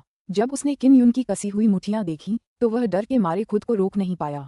वह बस हार मान चुका था। फेंग रुगांग हार, किन यून जीत गया। उद्धरण चिन्ह। किन यून ने वास्तव में 5वें स्तर के प्रतिद्वंद्वी के खिलाफ जीत हासिल की थी। इसके अलावा उन्होंने केवल एक ही चाल का उपयोग किया, और वह थी spirit tiger fist. Martial body के 5वें स्तर पर बैठे सभी वरिष्ठ छात्र अचंभित रह गए और आश्चर्य से चीखने लगे। क्या ये सच है? किन यून ने सचमुच फेंग रुगांग को हरा दिया है और सिर्फ एक ही चाल चली है। ये सच है। क्या ऐसा हो सकता है कि फेंग रुगांग की साधना पीछे हट गई हो? सड़क के कूड़ेदान से स्पिरिट टाइगर फिस्ट के सिर्फ एक वार से तुम्हें इतनी आसानी से कैसे हराया जा सकता है? यह अविश्वसनीय है। एक लेवल 4 मार्शल बॉडी फ्रेशमैन ने वास्तव में एक लेवल 5 मार्शल बॉडी सीनियर को हरा दिया। फेंग रुगांग ने हम सीनियर्स के सामने बहुत ज्यादा सम्मान खो दिया है। सभी ने अपनी शंकाएं और आश्चर्य व्यक्त किया। भीड़ की तिरस्कार भरी निगाहों के बीच फेंग रुगांग शर्म और आक्रोश में मंच से नीचे उतर गए। हुई हुई ने नाराजगी भरे भाव से कहा, किन यून की आंतरिक क्यूई बहुत उग्र है। यह मुख्यतः बैंगनी स्वर्ण अग्नि मार्शल आत्मा के कारण है। शरीर को न छोड़ पाने के अलावा इसकी शक्ति 5वें स्तर से अलग नहीं है। कोई आश्चर्य नहीं कि यांग शियू ने उसे स्वर्गीय सिंह मार्शल मीट में भाग लेने की अनुमति दी। उसके पास पहले से ही एक निश्चित स्तर की शक्ति है। यांग यू ने एक आकर्षक खर्राटे के साथ कहा और तिरस्कारपूर्ण लहजे में कहा, चाहे कुछ भी हो, वह अंत में बिग ब्रदर कुन से हार जाएगा। भाई कुन मार्शल बॉडी क्षेत्र के 5वें स्तर पर हैं। चूंकि बैंगनी स्वर्ण अग्नि मार्शल स्पिरिट वाले बहुत कम लोग थे, इसलिए किसी को नहीं पता था कि इस मार्शल स्पिरिट की आंतरिक क्यूई कितनी प्रबल है। अब हर कोई किन यून की शक्ति से एक उच्च श्रेणी की मार्शल स्पिरिट का लाभ देख सकता था। उच्च कोटि की मार्शल स्पिरिट किसी व्यक्ति को कुचलकर मार सकती है। जल्द ही प्लेटफॉर्म 8 पर प्रतियोगिता का पहला दौर समाप्त हो गया। अब दूसरा दौर शुरू होने वाला था। किन यून एक बार फिर अपने पहले मैच में था। इस बार उसका प्रतिद्वंदी वांग चेन नाम का एक लंबा चौड़ा युवक था। वह जानता था कि किन यून से निपटना आसान नहीं है। किन यून ने युद्ध को बहुत ध्यान से देखा था और मन ही मन सोचा, वांग चेन, उसकी आंतरिक क्यूई बहुत प्रबल है। ये बिजली की मार्शल स्पिरिट है, लेकिन इसकी गति थोड़ी धीमी है। इस बार किन यून ने सबसे पहले हमला किया। बादलों की ऊंची सीढ़ियों पर कदम रखते हुए वह वांग चेन के ठीक सामने आ गया। ऐसी गति मार्शल बॉडी क्षेत्र के 5वें स्तर के कई पुराने छात्रों को पहले ही पीछे छोड़ चुकी थी। इससे मार्शल बॉडी क्षेत्र के 5वें स्तर के कई छात्रों के मन में खुशी की लहर दौड़ गई। वांग चेन ने व्यंग्य किया। उसे इसकी उम्मीद थी। उसकी मुट्ठी बिजली की तरह चमक रही थी, मानो वह किन यून के समय पर बाहर निकलने का इंतजार कर रही हो। जैसे ही किन यून आने वाले बिजली के मुक्के से टकराने वाला था, उसने अचानक बचने के लिए अपना सिर घुमाया। उसी समय उसने वांग चेन की छाती पर मुक्का मारा। अचानक बाघ की गहरी दहाड़ निकली। हर कोई घबरा गया। किन यून तो स्पिरिट टाइगर फिस्ट में भी प्रतिस्पर्धा कर रहा था। वांग चेन को अपने विशाल शरीर पर पूरा भरोसा था। उसने जल्दी से अपने शरीर में वज्र आंतरिक क्यूई को प्रवाहित किया और उसे अपने ऊपरी शरीर पर केंद्रित किया। उसने चकमा नहीं दिया और किन यून पर वज्र मुट्ठी से वार करना जारी रखा।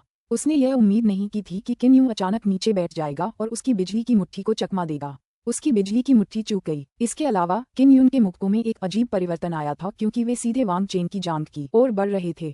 उसने सोचा था कि किन यून उसके ऊपरी शरीर पर हमला करेगा। किसे पता था कि वह शुरू से ही उसकी कमजोर जांघों पर निशाना साधेगा।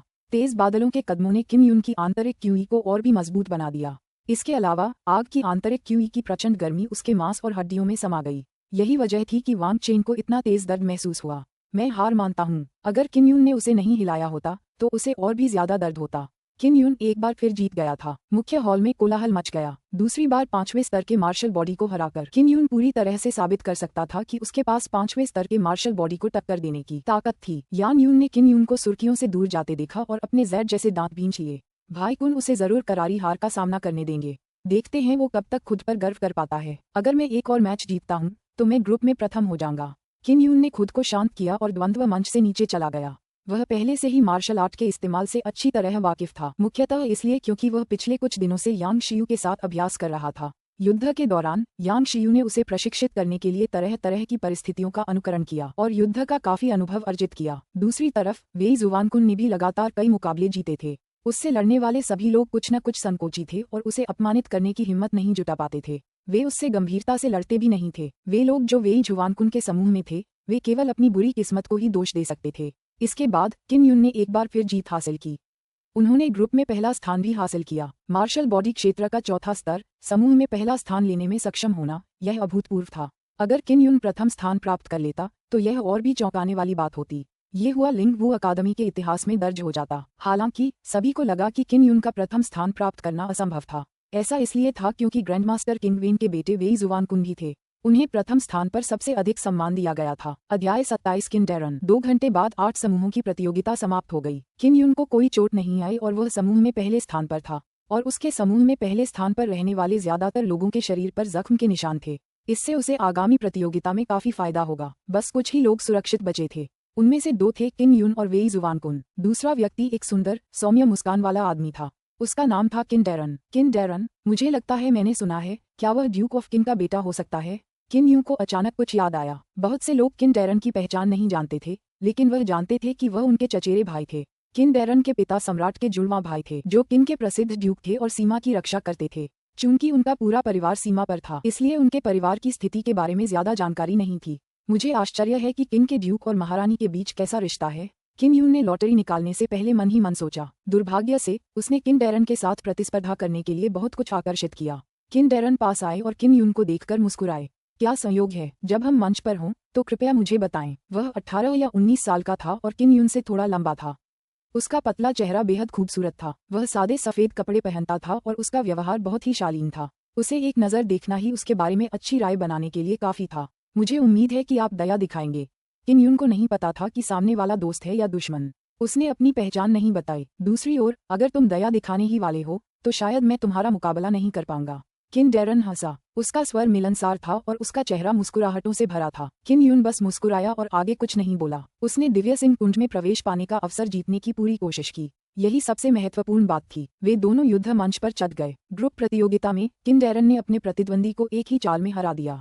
उसकी ताकत अथाह है। वह एकमात्र ऐसा व्यक्ति होना चाहिए जो वेई जुवानकुन से लड़ सके। मुझे नहीं पता कि वो कहाँ से आया है, लेकिन उसकी मार्शल आर्ट तकनीकें भी काफी अच्छी हैं। हालांकि उसने पिछले मैच में सिर्फ एक ही मूव इस्तेमाल किया था, लेकिन उसकी हर मूव बेहद जबरदस्त है और उसके हुनर भी कमाल के हैं। किन डेरन आमतौर पर उदार है और बहुत से दोस्त बनाता है, तो जरूर उसकी कोई पृष्ठभूमि होगी। वह निश्चित रूप से कोई साधारण व्यक्ति नहीं है। मंच पर हर कोई किन डेरन पर चर्चा कर रहा था। जूनियर यून, मुझे पता है कि ग्रैंड प्रीसेप्टर कहाँ है, किन डेरन ने धीरे से कहा जब वह किन यून के पास से गुजरा। जब किन यून ने ये सुना तो वह घबरा गया। हालांकि किन डेरन ने बस इतना ही कहा और तेजी से द्वंद्व युद्ध मंच की तरफ चल पड़ा। वह किन यून से दर्जनों मीटर दूर था। शुरू करना, एक बूढ़ा आदमी चिल्लाया। किन डेरन की बातों से किन यून का दिमाग खराब हो गया। उसे होश तभी आया जब उसने किन डेरन को उस पर टूटते देखा। किन डेरन का हमला भी उतना जबरदस्त नहीं था। उसने आसानी से मुक्का चकमा दे दिया। बड़े भाई, महागुरु कहाँ है? किन यून फुसफुसाया और एक तरफ हट गया। वह किन के ड्यूक के घर पर है। हाँ, किन डेरन ने जवाब दिया। फिर उसने बिना किसी हड़बड़ी के किन यून पर अपनी हथेली मारी, जिससे वह आसानी से बच निकला। किन यून मन ही मन बहुत खुश हुआ। आखिरकार उसे महागुरु का ठिकाना पता चल गया। चलो हम मुक्का मारते हैं। मैं जानबूझकर मंच से गिर जाऊंगा ताकि तुम जीत जाओ। तुम्हारी क्षमता अद्भुत है। तुम्हें स्वर्गीय सिंह झील में प्रवेश करने का प्रयास करना होगा। जितनी जल्दी हो सके शक्तिशाली बनना होगा और महारानी की शक्ति को उलट देना होगा। हमारे किन के ड्यूक का घराना तुम्हारे पक्ष में खड़ा होगा। किन डेरन ने धीमी आवाज में फिर कहा। महामहिम की बेकाबू साधना पहले ही अपंग हो चुकी है। महारानी और उनके आदमियों ने बहुत पहले ही साम्राज्य पर कब्जा कर लिया है। किन यून घबरा गया। उसे सम्राट के बारे में कभी पता ही नहीं था। आओ, किन डेरन ने धीमी आवाज में कहा। भीड़ ने किन डेरन की धीमी धड़कन देखी और उनके दिलों में कुछ उलझन महसूस हुई। किन डेरन ने जरूर जानबूझकर ऐसा किया होगा। ऐसा लग रहा है कि तुम किन यून को चिढ़ाने की कोशिश कर रहे हो। हाँ, मैं तो चूहे को पकड़ने की कोशिश कर रही बिल्ली की तरह हूँ। जब मैं खूब खेल लूंगा तो उसे एक ही वार में मार डालूंगा। देखो, किन डैरन गंभीर हो रहा है, एक व्यक्ति अचानक चिल्लाया। किन यून ने जब किन डैरन को अपनी ओर आते देखा तो उसने जल्दी से अपनी हथेली से वार किया। किन डैरन ने जो कहा था उसके अनुसार उसने अपनी आंतरिक क्यूई को ज्यादा जोर से प्रसारित नहीं किया था। उसने अपनी हथेली से वार किया और जैसे ही उसकी हथेली किन डैरन की हथेली के करीब पहुंची, उसने अचानक अपने शरीर से क्यूई का एक मजबूत उछाल महसूस किया। मुझे उसने बेवकूफ बनाया। किन यूं तुरंत भड़क गया। उसने किन डैरन की आंखों में एक चालाकी भरी नजर भी देखी। उसे यकीन था कि किन डैरन ने उसे धोखा दिया है। सदमे और गुस्से के क्षण में किन यून ने जल्दी से अपनी भुजाओं में द्वितत्वीय ऊर्जाओं की आंतरिक क्यूई प्रवाहित कर दी। उसे अपनी भुजाओं को अपंग होने से बचाने के लिए उनकी रक्षा करनी पड़ी। हालांकि समय बहुत कम था। वह अपनी आंतरिक क्यूई का केवल एक छोटा सा हिस्सा ही अपनी बाहों तक पहुंचा सका। टकराना, दोनों हथेलियां आपस में टकराईं और एक धमाकेदार ध्वनि उत्पन्न हुई। किन यून को 10 कदम से भी ज्यादा पीछे धकेल दिया गया। उसके चेहरे पर दर्द के भाव थे क्योंकि उसके मुंह के कोने से खून बह रहा था। उसकी आंतरिक क्यू बहुत कमजोर थी और किन डैरन से बहुत दूर थी। किन डैरन की हथेली में एक अत्यंत तीव्र शीतल ऊर्जा थी जिससे उसका हाथ सील हो गया। साथ ही उसके आंतरिक अंगों में भी दर्द होने लगा। किन यून ने मन ही मन खुद को डांटा, मैं बहुत लापरवाह था। जब उसने हार स्वीकार करने का निर्णय लिया, किन डैरन अचानक जोर से हंसा और आगे बढ़ा। उसकी आंतरिक क्यूई से भरी मुट्ठी ने किन यून के पेट पर जोरदार प्रहार किया। सब लोग आश्चर्य से चिल्ला उठे। सभी समझ गए कि मुक्का इतना जोरदार था कि किन यून के दांतियन को बुरी तरह घायल कर देगा। किन यून, तुम महारानी को नहीं हरा सकते, मर जाओ। किन डैरन का चेहरा आत्मसंतुष्टि से भर गया। उसकी आंखों में गहरी निर्दयता थी जब उसने किन यून के पेट पर घूंसा मारा। चचेरे भाई, तुम वाकई कमाल हो। लगता है बड़े भाई कुन को अब लड़ने की जरूरत नहीं है। यान यूं, जो युद्ध मंच के पास ही खड़ी थी, हंस पड़ी। उसका खूबसूरत चेहरा द्वेष से भर गया जब उसने कहा, क्या इस बंदे की आंतरिक क्यूई अपंग हो गई है? हे, इसे अपंग बना दो और हुआ लिंग वू प्रांगण से भाग जाओ। अगर हुआ लिंग वू गुट का कोई भी व्यक्ति ऐसा कहेगा तो वे हुआ लिंग वू प्रांगण को अपमानित करेंगे। किन यून को तुरंत एहसास हुआ कि किन डैरन और यान यून एक ही समूह में थे। किन के ड्यूक और महारानी पहले ही मिल चुके थे। अगर किन डैरन उसे अपंग बना देता तो महारानी उसे जरूर बड़ा इनाम देती। जब उसे समझ आया कि क्या हो रहा है तो उसके दिल में गुस्से का एक ज्वार उमड़ पड़ा और उसकी आंतरिक क्यूई में घुल मिल गया। उसके शरीर के भीतर की आंतरिक क्यूई जोर से दहाड़ उठी। कितना घिनौना, मैं अभी भी बहुत छोटा हूँ। क्रोधित आंतरिक क्यूई के प्रहार से किन यून की मुट्ठी कांप उठी। उसके दिल में बेहद ठंडक महसूस हुई। अच्छा हुआ कि मेरी आंतरिक तात्विक ऊर्जा ठीक है। ये कंफ्यूशन मार्शल आर्ट ही है जो मेरे डेंटियन की रक्षा करता है और मेरे डेंटियन पर हमला करने वाले आंतरिक क्यूई को विक्षेपित करता है। सबने मन ही मन आह भरी। उन्हें लगा कि किन यून इतना घायल हो गया है कि अब वह हार नहीं मान सकता। उसे अपने प्रतिद्वंद्वी से तबाह होना ही था। किन डैरन पास आया और व्यंग्यात्मक लहजे में बोला, तुम्हारा तो बस एक वंश है, बस एक ईमानदार हारे हुए इंसान बनो। उसने अपने पैर को, जो आंतरिक क्यूई से घिरा था, ऊपर उठाया और लात मारी। साथ ही वह चिल्लाया, हुआ लिंग वू अकादमी से बाहर निकलो। जैसे ही किन डैरन ने अपना पैर उठाया, बुरी तरह घायल किन यून का शरीर जोर जोर से कांपने लगा। गुस्से से उसने एक घूंसा मारा और उसकी हड्डियों से एक तेज ध्वनि निकली। गुस्से से मुक्का मारने के बाद तेज रोशनी का एक विस्फोट हुआ। उसकी मुठियां लाल गर्म लोहे की तरह थीं और अपने साथ हवा की एक झुलसा देने वाली लहर लेकर किन डैरन के पेट की ओर जा लगीं। ज्वाला प्रकाश मुट्ठी, और ये तो शुरुआती चरण में ही है, एक अधेड़ उम्र के शिक्षक ने कहा। द्वंद्व मंच के नीचे एक हलचल मच गई। किसी ने उम्मीद नहीं की थी कि किन यून इतनी शक्तिशाली आंतरिक क्यू को उजागर कर पाएगा। अध्याय 28 नीली तलवार। फ्लेम फिस्ट से निकली तेज रोशनी से किन डैरन की आंखें जलने लगीं। उसकी आंखें लाल हो गईं और उसे कुछ भी दिखाई नहीं दे रहा था। बचने का कोई समय नहीं था। किन यून की धधकती हुई हल्की मुट्ठी बहुत तेज और झुलसाने वाली थी। एक गर्जना के साथ आग भड़क उठी और उसने किन डैरन को घेर लिया। बूम! किन डैरन के पेट पर रोश मुके का जोरदार प्रहार हुआ। आग की लपटें फूट पड़ीं और उसके पूरे शरीर में फैल गईं।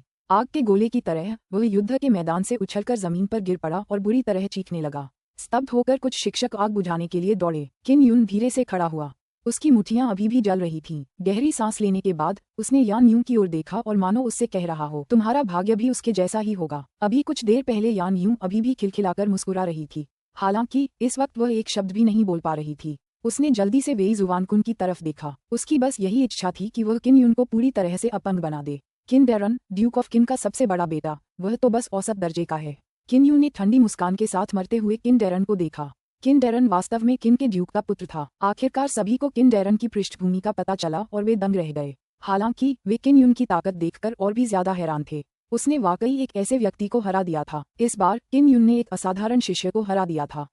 वह किन के ड्यूक का सबसे बड़ा बेटा था। यह कोई छोटी बात नहीं थी। किन यून की जीत पहले जितनी आसान नहीं थी। ऐसा लग रहा था जैसे उसे गंभीर चोटें लगी हों। बेशक किन डैरन की चोटें और भी ज्यादा गंभीर थीं। अगर उसे 3 से 5 साल तक ठीक से आराम नहीं मिला तो वह ठीक नहीं हो पाएगा। टूर्नामेंट में चोट लगना लाजमी था। कई सालों से अच्छी प्रतिभा वाले युवा छात्र इसी वजह से अपंग हो रहे थे, इसलिए उनका चोटिल होना कोई अजीब बात नहीं थी। किन यून फिर से जीत गया है। मार्शल बॉडी स्टेज के 5वें स्तर पर भी उसका मुकाबला नहीं है। चौथे स्तर की तो बात ही छोड़िए, क्या वह सचमुच मार्शल बॉडी क्षेत्र के चौथे स्तर पर है? ये बहुत डरावना है। सबके मन में एक ही सवाल था। इस तरह की ताकत बिल्कुल बेतुकी थी। इस समय कई लोग किन यून को पहले की तरह नीची नजर से नहीं देखते थे। किन यून को किन डेरन ने घायल कर दिया था। अगर वह फाइनल में भी पहुंच जाए तो भी वह वेई जुवानकुन को नहीं हरा पाएगा। अभी कुछ कहना मुश्किल है क्योंकि टीचर यांग यहाँ हैं। उनकी मदद से किन यून ठीक हो सकता है। जब भीड़ चर्चा कर रही थी, उन्होंने यांग शियू को मुख्य हॉल के प्रवेश द्वार से आते देखा और जल्दी से उसके लिए रास्ता बना दिया। जब यांग शियू पहुंची तो उसने देखा कि किन यून के कदम लड़खड़ा रहे थे। वह धीरे धीरे मंच से नीचे उतर रहा था। जाहिर था कि वह घायल था। इससे वह चिंतित हो गई और उसने जल्दी से अपनी परम पवित्रता कला का प्रदर्शन किया। एक हल्की छलांग के साथ वह हवा में उड़ी और युद्ध मंच की ओर उड़ गई। यांग शियू ने एक साधारण सफेद पोशाक पहनी थी जिससे एक चमकदार धुंध निकल रही थी। अपनी पोशाक के सौम्य और सुंदर नृत्य के साथ वह नश्वर संसार में उतरी एक परी जैसी लग रही थी। अतुलनीय रूप से सुंदर। ऐसी सुंदरता देखकर हर कोई प्रशंसा से अभिभूत हो गया। यांग शियू कुछ 100 मीटर हवा में उड़ी और फिर हल्के से किन यून के बगल में उतरी। उसने जल्दी से उसे सहारा दिया और एक स्पष्ट ठंडी आवाज में, जिसमें थोड़ी कोमलता थी, बोली। उसने धीरे से कहा, तुम्हारी चोटें इतनी गंभीर क्यों हैं? मैंने पहले ही कहा था कि जोर से मत मारो। जैसे ही उसने यह बात कही, उसने जल्दी से अपनी कोमल और शुद्ध आंतरिक ऊर्जा को किन यून के शरीर में प्रवाहित कर दिया ताकि उसे आंतरिक चोटों से उबरने में मदद मिल सके। कुछ पुरुष छात्रों को बहुत ईर्ष्या हुई जब उन्होंने देखा कि यांग शियू किन यून के लिए कितनी चिंतित थी। मैं लापरवाह थी और जाल में फंस गई। किन यून ने यांग शियू को संक्षेप में प्रक्रिया समझाई, जिससे उसे क्रोध का एहसास हुआ। दूसरी ओर वेई जुवानकुन पहले ही जीत चुका था। प्रतियोगिता में अभी भी 4 लोग बचे थे। अगले राउंड में 2 विजेता फाइनल में पहुंचेंगे। वर्तमान स्थिति को देखते हुए वेई जुवानकुन के अलावा अन्य 3 को अलग अलग स्तर की चोटें आई थीं। 2 छात्र गंभीर रूप से घायल हो गए थे और उनके शिक्षकों ने प्रतियोगिता से हटने का फैसला कर लिया था, क्योंकि अगर वह एक और मुकाबला जीत भी जाता तो भी वह अंतिम वेई जुवानकुन को नहीं हरा पाता। किन यून और वेई जुवानकुन फाइनल में प्रवेश करेंगे। राष्ट्रपति झांग किन यून के पास गए और सलाह दी। प्रतियोगिता से हटने का फैसला करने में अभी भी देर नहीं हुई है। जब किन यून ने किन डेरन के साथ मार्शल आर्ट में प्रतिस्पर्धा की थी तो उसे गंभीर चोटें आई थीं। इसके अलावा वह मार्शल बॉडी क्षेत्र के केवल चौथे स्तर पर था। दिव्या सिंह मार्शल मीटिंग में इस स्तर तक पहुंचना उसके लिए गर्व की बात थी। नहीं, किन यून का चेहरा दृढ़ संकल्प से भरा था। उसकी तात्विक ऊर्जा क्षतिग्रस्त नहीं हुई थी, लेकिन उसकी भुजाएं और शरीर दर्द कर रहे थे। वह पहले ही इतनी दूर आ चुका था। वह निश्चित रूप से हार नहीं मान सकता था। याद रखें, अगर आपको लगता है कि आप इसे संभाल नहीं सकते तो बहादुर बनने की कोशिश मत करो। यांग शियू की आवाज गंभीर थी, लेकिन उसकी आंखें कोमलता से भरी थीं। यांग शियू ने किन यून के शरीर में आंतरिक शक्ति प्रवाहित कर दी थी। उसकी चोटें काफी हद तक ठीक हो गई थीं। उसने गहरी सांस ली और हॉल में सबसे बड़े द्वंद्व मंच की ओर चल पड़ा। स्वर्ग के शेर के महल में वेई जुवानकुन बीच मंच पर गर्व से खड़ा था। जब उसने देखा कि किन यून और यांग शियू कितने अंतरंग थे तो वह ईर्ष्या से भर गया। उसकी आंखें क्रूरता से भरी थीं। जब उसने किन यून को आते देखा तो उसने अपने दांत पीसते हुए कहा, किन यून, मैं तुम्हें पूरी तरह से नष्ट करना चाहता हूं ताकि तुम यांग शियू की नजरों में कूड़े का एक टुकड़ा बन जाओ। मैं मानता हूं कि आपके पास violet gold fire marshal spirit है और आपकी ताकत मार्शल बॉडी लेवल 5 के बराबर है, लेकिन मेरे खिलाफ आपके जीतने की कोई संभावना नहीं है। जब वेई जुवानकुन बोल रहे थे तो उनके एक बूढ़े सेवक ने युद्ध मंच के नीचे से एक तलवार ऊपर फेंकी। तलवार मिलने के बाद उसने ऊंची आवाज में कहा, ये तलवार मेरे पिता ने गढ़ी थी। इसे नीली तलवार कहते हैं। यह एक निम्न कोटि का आध्यात्मिक हथियार है और इसकी कीमत 5 लाख क्रिस्टल सिक्कों के बराबर है। मैं वेई जुवानकुन हमेशा से बलवानों का सम्मान करता आया हूँ। किन यून मुझसे छोटा है और उसकी साधना मेरी जितनी ऊंची नहीं है। अगर वह आज जीत जाता है तो मैं उसे अपनी प्रिय तलवार देने को तैयार हूँ। ये कहकर वह द्वंद्वयुद्ध मंच के किनारे गया और तलवार वहां रख दी। उसने किन यून की ओर देखा और गर्व से कहा, किन यून, अगर तुम मुझे हरा दोगे तो तलवार ले लो। यह एक निम्न श्रेणी का आत्मा खजाना था और वेई जुवानकुन, जो मार्शल बॉडी स्टेज के केवल 5वें स्तर पर था, के पास इतना शक्तिशाली हथियार था। मंच के नीचे खड़े सभी लोग कुन ब्लू स्वॉर्ड को देखने लगे। उन्होंने गहरी सांसें लीं और ईर्ष्या और आश्चर्य से भरे भाव प्रकट किए। ग्रैंडमास्टर किंग वेन का बेटा अलग था। छोटी सी उम्र में ही उसके पास एक अनमोल आध्यात्मिक हथियार था। यहाँ के कई छात्र प्रतिष्ठित पृष्ठभूमि से आए थे, लेकिन वे केवल आत्मा कलाकृतियों से ईर्ष्या ही कर सकते थे। जब यान यू ने छात्रों की आंखों में प्रशंसा देखी तो वह गर्व से मुस्कुराई और बोली, भाई कुन के पास कई आध्यात्मिक स्तर के मार्शल कौशल हैं। वह उस कचरे से कहीं ज्यादा शक्तिशाली है जिसमें किन यू ने महारत हासिल की है। स्तर 5 मार्शल बॉडी मुख्य रूप से आंतरिक शक्ति का विकास करती है। भाई कुन क्यूई परिवर्तन को समझने में सक्षम है और अन्य स्तर 5 मार्शल कलाकारों से कहीं बेहतर हैं। क्यूई के रूपांतरण का अर्थ था मार्शल बॉडी के 5वें स्तर के मध्यवर्ती चरण तक पहुंचना। मार्शल बॉडी के 6ठे स्तर में आधा कदम। वे लोग जो पहले वेई जुवानकुन से हार चुके थे, पहले तो आश्वस्त नहीं थे, लेकिन यान यूं की बातें सुनने के बाद वे सहमत हुए। ऐसा इसलिए था क्योंकि वे अपनी आंतरिक शक्ति को एकत्रित नहीं कर पा रहे थे। अब सभी को लग रहा था कि युद्ध का नतीजा तय हो गया है। ऐसा इसलिए था क्योंकि किन युन का सामना एक ऐसे मार्शल आर्टिस्ट से था जो मार्शल बॉडी क्षेत्र के 6ठे स्तर के करीब था। स्वर्गीय सिंह युद्ध प्रतियोगिता का निर्णायक युद्ध अब शुरू होगा। राष्ट्रपति झांग ने स्वयं इसकी अध्यक्षता की थी। उनका भी मानना था कि किन युन के जीतने की कोई संभावना नहीं है और वे बस यही उम्मीद कर रहे थे कि किन युन को ज्यादा गंभीर चोट न लगे। वेई जुवानकोंग वहीं खड़ा रहा, उसके नीले वस्त्र लहरा रहे थे। उसके शरीर से एक हल्की सुनहरी धुंध निकल रही थी जिसने उसके पूरे शरीर को ढक लिया था और एक हवाई कवच बना दिया था। ये डायमंड क्यूई बैरियर है, आध्यात्मिक स्तर की निम्न श्रेणी की मार्शल आर्ट। मास्टर वेई जरूर कई दुर्लभ मार्शल आर्ट जानते हैं। खोई हुई यांग शियू की ओर देखते ही जोर से हंस पड़ा, जिसके चेहरे पर गंभीर भाव थे। उसने गर्व से कहा, यह एक ऊर्जा अवरोध है जो आंतरिक शक्ति से संचालित होता है। आंतरिक शक्ति से इसे तोड़ना मुश्किल है।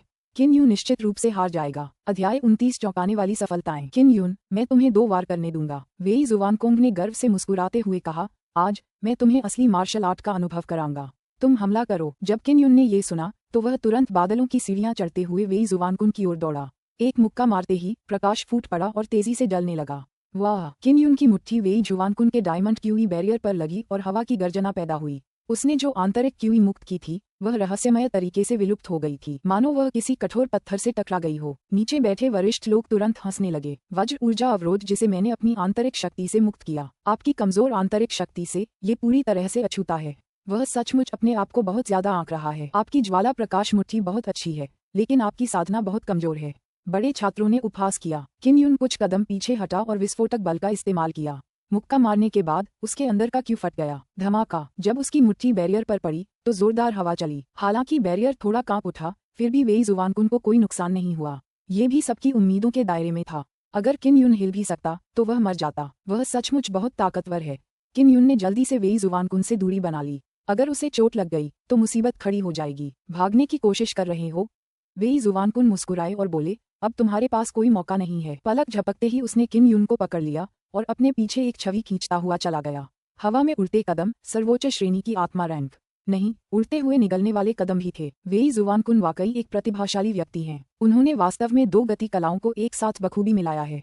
खोई हुई की आंखें चमक उठीं और उसने जोर से उसकी प्रशंसा की। यांग शियू के हाव भाव पहले से भी ज्यादा गंभीर देखकर वह खुद को हंसने से नहीं रोक पाए। वेई जुवानकुन के युद्ध कौशल और भी ईर्ष्यालु थे। उनके पास वास्तव में 2 उच्च स्तरीय आध्यात्मिक गति तकनीकें थीं। इस स्तर का किंग दोन अधिकांश लोगों के लिए प्राप्त करना कठिन था। भाई कुन जीतेंगे। अगर मैं फिर से स्वर्ग सिंह कुंड से बाहर निकलूंगा तो मैं निश्चित रूप से मार्शल बॉडी क्षेत्र के 6ठे स्तर पर पहुंच जाऊंगा। जब वह आत्मा का खजाना गढ़ेगा तो वह मुझे एक देगा। यान यूं गर्व से मुस्कुराया, जिससे महिला छात्रों को अतुलनीय रूप से ईर्ष्या हुई। किन यूं, जल्दी से हार स्वीकार करो। यांग शियू ने देखा कि स्थिति अच्छी नहीं थी और अचानक चिल्लाया, कोई संभावना नहीं है। जब वेई जुवानकुन ने किन यून को पकड़ा तो वह जोर से हंसा और उसकी हथेली जोर से नीचे की ओर मुड़ गई, जिससे ध्वनि विस्फोट हुआ। यह आत्मा स्तर लहर तोड़ने हथेली है। पाव पाव। हालांकि किन यून ने खुद को बचा लिया, लेकिन उसका बायां कंधा अभी भी 2 टुकड़ों में फटा हुआ था। उसमें बहुत तेज दर्द हो रहा था। टकराना। वेई जुवानकुन की गति बहुत तेज थी। पलक झपकते ही उसने अपनी हथेली से वार किया और किन यून जमीन पर गिर पड़ा। इसके बाद उसने तेजी से आंतरिक शक्ति का एक और उभार छोड़ा। यह उसके शरीर से निकलकर नीचे की ओर जोर से दबा। इसने उस जगह को घेर लिया जिससे किन यून हिल भी नहीं पा रहा था। हार मान लो, अब और कोई मौका नहीं, मैं तुम्हें खत्म कर दूंगा। वेई जुवानकुन ने भयावह मुस्कान दी। यांग शियू आगे बढ़ने ही वाली थी कि खोई हुई कुछ बुजुर्गों और कई शिक्षकों ने उसे रोक दिया। वह एक कदम भी आगे नहीं बढ़ सकी। डीन, किन यून ने पहले ही हार मान ली है। यांग शियू गुस्से में चिल्लाया। उसने खुद चिल्लाकर नहीं कहा कि उसने हार मान ली है। युद्ध के मंच पर यह बहुत क्रूर है। खोई हुई दे चिल्लाई, यांग शियू, बेहतर होगा कि तुम हमारी हुआ आध्यात्मिक मार्शल अकादमी के नियमों को न तोड़ो। किन यून पर एक आंतरिक शक्ति का इतना दबाव था कि वह हिल भी नहीं पा रहा था। फिर भी उसने प्रतिरोध करना नहीं छोड़ा। अचानक उसके डेंटियन में तात्विक ऊर्जा तीव्र गति से घूमने लगी और चमकने लगी।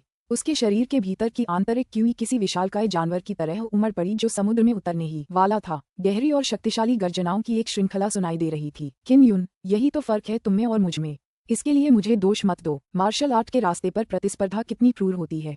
अपनी किस्मत स्वीकार करो। वेई जुवानकोंग ने जोर से उपहास किया। उसकी हथेली के एक झटके से लहर तोड़ने वाली हथेली प्रकट हो गई। अचानक किन यून के शरीर से बैंगनी सुनहरी धुंध फूट पड़ी। इससे एक रूह कंपा देने वाली सीटी जैसी आवाज निकली जो किसी अजगर के रोने जैसी थी। यह असंभव। राष्ट्रपति झांग की संकुचित बूढ़ी आंखें अचानक चौड़ी हो गईं जब उन्होंने आश्चर्य से किम यून को देखा। क्या झूठ है यह आभा? असंभव, बिल्कुल असंभव। खोई हुई अपना सिर हिलाती रही और खुद से बातें करती रही। वह सिर्फ 15 साल का है। ये कैसे संभव है? एक बूढ़ा आदमी चिल्लाया। क्या ये सच है? यांग शियू भी दंग रह गया और बोला। सभी छात्र एक दूसरे को देखकर हैरान हो गए।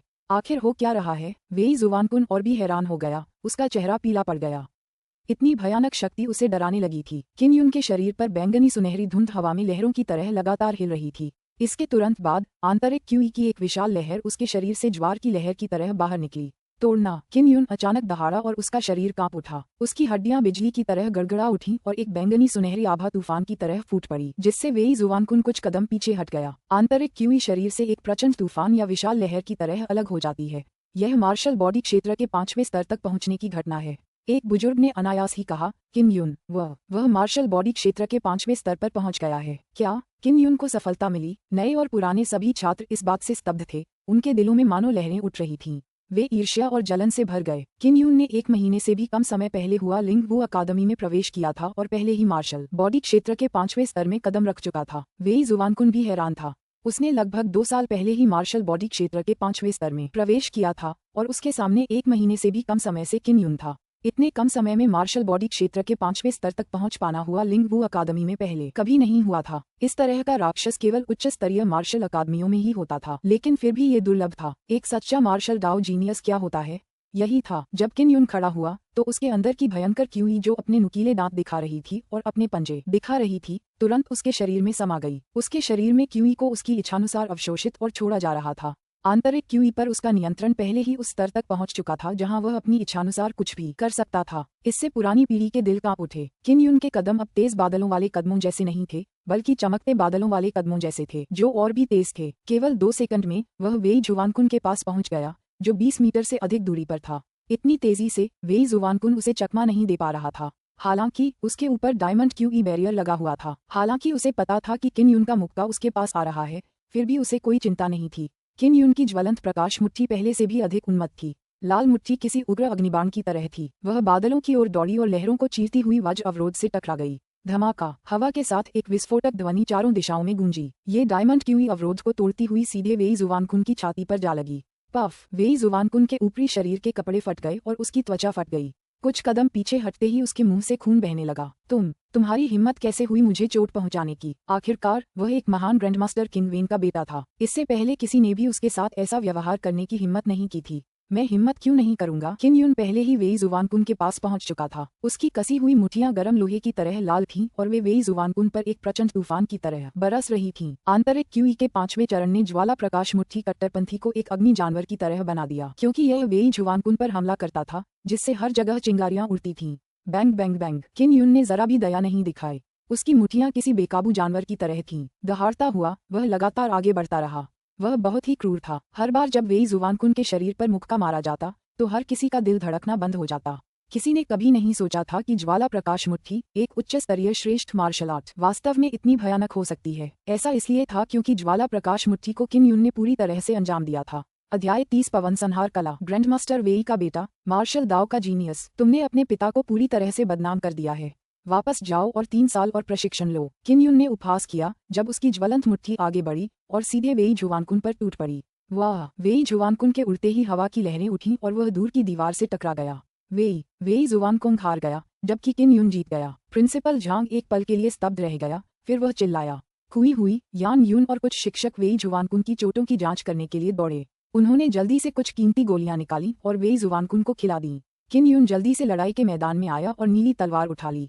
जो कुछ हुआ उससे हर कोई अचंभित था। किम यून सचमुच जीत गया था। इसके अलावा वह एक महत्वपूर्ण क्षण में आगे बढ़ रहा था। मार्शल बॉडी क्षेत्र के 5वें स्तर में कदम रख रहा था। किम यून, तुम बर्बाद हो गए। तुमने भाई कुन को घायल करने की हिम्मत की। उसके पिता तुम्हें जाने नहीं देंगे। वेई जुवानकुन को एक शिक्षक ने सहारा दिया, लेकिन वह बेहोश नहीं हुआ। तुम्हें क्या हक है कि तुम सिर्फ उसे मुझे घायल करने दो और मुझे उसे घायल न करने दो? किम यून ने हंसते हुए कहा। द्वंद्वयुद्ध का मंच इतना क्रूर होता है। हारने के बाद सिर्फ काय ही अपनी औरतों और पिता के जरिए वार करते हैं। जब यान यून ने किम यून के हाथ में तलवार देखी तो उसने गुस्से में अपना पैर पटक दिया। छोटे यून, जल्दी से तलवार वापस लाओ। घायल और कमजोर वेई जुवानकुन ने चिंतित होकर फुसफुसाया। वह न सिर्फ अपनी चोटों के कारण हार गया था, बल्कि उसने अपनी निम्न श्रेणी की आत्मा कलाकृति भी दे दी थी।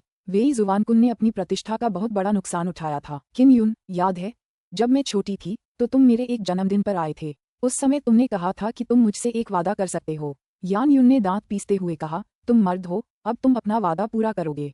वादा करो कि तुम मुझे नीली तलवार दोगे। यान यून किन यून की चचेरी बहन थी। उस समय उसने कहा था कि यह मजाक था, लेकिन अब उसने यह बात उठा दी। सब मन ही मन हंसे। कौन इतनी कीमती आत्मा की कलाकृति सिर्फ इसलिए सौंप देगा क्योंकि बचपन में मजाक किया गया था। किन यून ने भौहें चढ़ाईं।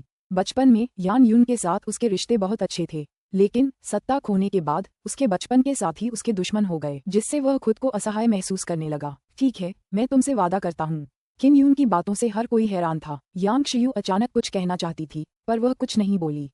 उसे लगा कि किन यून मानेगा नहीं। आखिरकार उस पर कोई हंसेगा भी नहीं। वेई जुवानकुन उपहास का पात्र बन गया। किन यून ने नीली तलवार म्यान से निकाली। उसके हाथ मानो लाल हो गए थे। तभी उसने अचानक तलवार पकड़ी और जोर से तोड़ दी। झंकार, एक कर्कश ध्वनि के साथ नीली तलवार टूट गई। इस दृश्य को देखकर कई लोग दंग रह गए और हॉल में एक बार फिर सन्नाटा छा गया।